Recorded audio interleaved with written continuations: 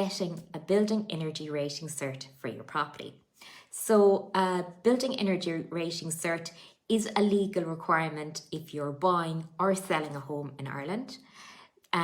So it will be important that you get this done, I would say, at an early stage. Because in the current market, buyers are so energy efficient. So the higher rating you have, the more value your property is. So the first thing is really a building energy rating cert. It's valid for 10 years. So if you bought your property in the past 6 years, you may not have to get it done again. But there are situations when I would recommend to get it done is, for example, if you carried out works like an extension in your property, if you upgraded the insulation, the heating system, all these works would improve the energy rating. So it will make your property more attractive to buyers. So in those cases, it is worth getting a new energy rating. And I suppose one question I'm often asked is, who will carry out the energy rating certificate for me? So they are building energy rating assessors, and you can find a list of those on the SEAI website. Now, if you want to contact me, I work with a number of building rating assessors, and I'm more than happy to recommend some of them to you. And so then you'll have your building energy rating certificate booked. And I suppose a lot of people kind of wonder, well, what can I do to get the best rating? So there are a number of things. And the main 3 areas really are insulation. Make sure your attic and your walls are well insulated. Look at the performance of your windows and doors. Are they tight? Are they draft proof, airtight? It's all about keeping in the heat. The next area then would be look at heating systems. So it could be like replacing an old inefficient boiler with a heat pump that uses renewable energy sources, which moves me on to the third area of trying to have renewable energy sources used in your property.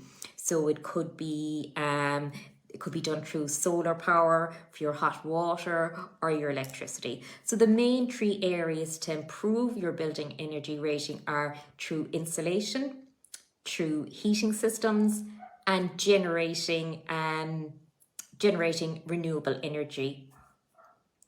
So there are a number of grants in the SEAI website. And what I will do is I'll put a link to that website in the comments below. And, it's really worth checking out those grants.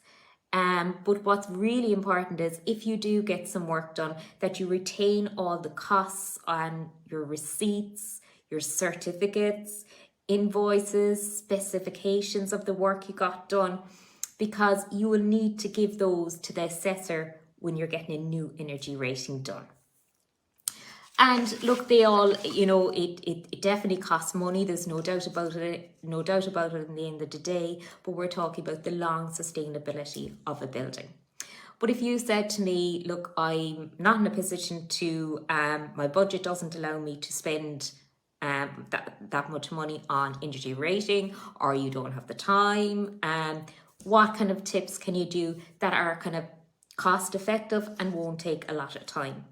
And 3 things really that come to mind is make sure your property is draft proofed, make sure you use energy efficient bulbs in your building, and make sure there's an insulation around your hot water cylinder. So they're my 3 things really. It's not all about pouring money in, it's about being practical and thinking how sustainable you can be. And as I said, in this current market, buyers are so conscious about energy ratings.